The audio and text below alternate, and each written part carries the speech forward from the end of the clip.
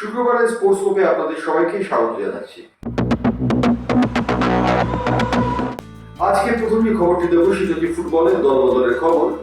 উল্লেখযোগ্য যে মোহনবাগানের যখন নির্বাচনী উত্তাপ তুঙ্গে, ঠিক সেই সময় ইস্টবেঙ্গল তাদের ঘর গোছানোর খেলায় নেমেছে। আইএসএল এর আগামী বছরের জন্য তারা দল গঠন করছে বেশ শক্তিশালী। ইতিমধ্যে তারা ব্রাজিলের মিগুয়েল ফেরেরাকে দলে নিয়েছে। দলে নিচ্ছে আরেকজন খেলোয়াড় প্যালেস্টাইনের মোহাম্মদ বাসিরকে, এবং সেই সঙ্গে তারা নিতে চাইছে অ্যালবার্তো নগুয়েরাকে। এই অ্যালবার্তো নগুয়েরা স্প্যানিশ ফুটবলার, গত বছর বেঙ্গালুরু এফসি হয়ে খেলেছেন। এই অ্যালবার্তো নগুয়েরার জন্য নাকি ছাপিয়েছিল মোহনবাগান ক্লাব, কিন্তু মোহনবাগান সুপার জায়ান্টসের গ্রাস থেকে ছিনিয়ে নিয়েছে অ্যালবার্তো নগুয়েরাকে ইস্টবেঙ্গল। এমনটাই শোনা যাচ্ছে, এবং ইস্টবেঙ্গল যে পরিপূর্ণ দল করছে সে বিষয়ে সন্দেহের কোনো অবকাশ নেই। আগামী আইএসএল এ ঘর গোছানোর জন্য তারা অনেকখানি এগিয়ে রয়েছে বিপক্ষ দলগুলি থেকে। তারপর খেলোয়াড়দের নিয়ে তারা দল করছে, এবং তারপর খেলোয়াড়দের নিয়ে দল করে তারা বাজিমাত করতে চাইছে আইএসএল এ। ইস্টবেঙ্গল যে কয়েক কদম এগিয়ে আছে তা বলাই পাবো। এবার আসি ক্রিকেটের খবর। ক্রিকেটের খবরের মধ্যে প্রথম যে খবরটিতে যাবো সেটি হচ্ছে ওয়ার্ল্ড টেস্ট চ্যাম্পিয়নশিপ নিয়ে খেলা। সেই খেলায় প্যাট কামিন্স একটি রেকর্ড করেছেন। 148 বছরের টেস্ট ক্রিকেটের ইতিহাসে যা কেউ করতে পারেনি, প্যাট কামিন্স তাই করেছেন। তিনি ওয়ার্ল্ড টেস্ট চ্যাম্পিয়নশিপে 6টি উইকেট নিয়েছেন দক্ষিণ আফ্রিকা, এবং দক্ষিণ আফ্রিকা দলটি অস্ট্রেলিয়ার 212 রানের থেকে অনেক দূরে ইনিংস শেষ করেছে কেবলমাত্র প্যাট কামিন্সের দুর্দান্ত বোলিং এর জন্য।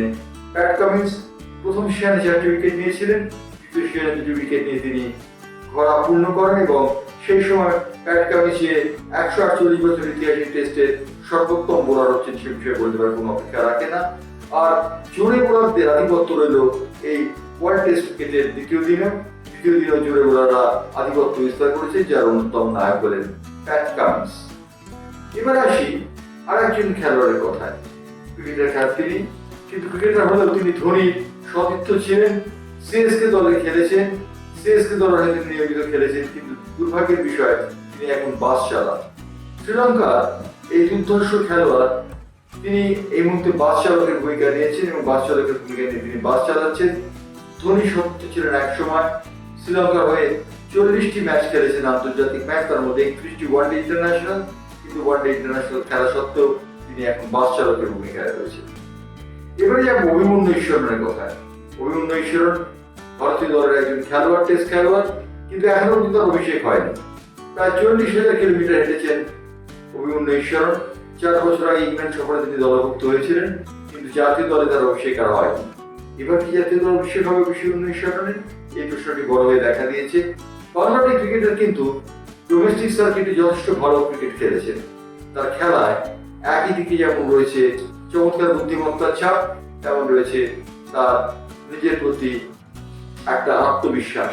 সুতরাং অভিমন্যু ঈশ্বরন এবারের যে টেস্ট ক্রিকেট হবে ইংল্যান্ডের বিরুদ্ধে হেডিংলেতে, লিডসে প্রথম টেস্ট ম্যাচটি হবে, সেই প্রথম টেস্ট ম্যাচে অভিমন্যু ঈশ্বরন পদযাত্রী পান করে মনে করা হচ্ছে। তাকে ব্যাট করতে দেখা যেতে পারে 3 নম্বর। এবারে আসি অন্য একটি কথা, যদিও এটি ফুটবলের কথা, কিন্তু একটু অন্যরকম ফুটবল। সেটি হচ্ছে অল ইন্ডিয়া ফুটবল ফেডারেশন সম্পর্কে খবর। অল ইন্ডিয়া ফুটবল ফেডারেশন 42 লক্ষ টাকা পুরস্কার মূল্য ধার্য করেছিল ভারতীয় ফুটবল দলের জন্য। তার তীব্র সমালোচনার মুখে পড়েছে পাহাড়ি বিচে বাইচুং ভুটিয়া। বাইচুং ভুটিয়া বলেছেন যে কল্যাণ চৌবে ভারতীয় ফুটবলকে শেষ করে দিচ্ছেন। তিনি নিজের খ্যাতির জন্য এবং নিজের স্বার্থ সিদ্ধির জন্য কাজ করছেন, ভারতীয় ফুটবল নিয়ে তিনি বিন্দুমাত্র কোনো কাজ করছেন না। বাইচুং ভুটিয়ার এই আক্রমণ নিঃসন্দেহে কল্যাণ চৌবের কাছে খুব অস্বস্তিকর, কারণ 2022 সালে এই বাইচুং ভুটিয়ার পরাজিত হয়েছিলেন কল্যাণ চৌবের কাছে, এবং কল্যাণ চৌবে অল ইন্ডিয়া ফুটবল ফেডারেশনের সভাপতি হয়েছিলেন বাইচুং ভুটিয়াকে হারিয়ে। সুতরাং বাইচুং ভুটিয়ার এই বিশুদ্ধার কল্যাণ চৌবের পক্ষে যে খুব ভালো নয় সে কথা বলতে বড় অপেক্ষা রাখে না। সুব্রত ভট্টাচার্য, যিনি সুনীল ছেত্রীর সম্পর্কিত শ্বশুর হন, তিনি পর্যন্ত বলেছেন সুনীল ছেত্রী রিটায়ারমেন্ট শেষ করে যে আবার ভারতীয় দলে ফিরেছেন সেটি অবশ্যই ভালো ব্যাপার। সেটি যদি কোনো ব্যক্তির উদ্দেশ্য চরিতার্থ করার জন্য হয় তাহলে সেটা ভালো ব্যাপার নয়। তিনি বলেছেন সুনীল ছেত্রীর প্রত্যাবর্তনটা কোনো ব্যক্তির ব্যক্তিগত অভিপ্রায় প্রতিষ্ঠিত করার জন্য। প্রকারান্তর তিনি কল্যাণ চৌবেকে দায়ী করেছেন সুনীলের ফিরে আসার পিছনে, এবং বলেছেন ভারতীয় ফুটবল যে পিছিয়ে যাচ্ছে তার প্রমাণ সুনীল ছেত্রীর মতো খেলোয়াড়দের এখনো ভারতীয় দলে কত। এই ছিল আজকে স্পোর্টস গ্রুপের খবর। স্পোর্টস গ্রুপ নিয়ে আবার ফিরবো শনিবার।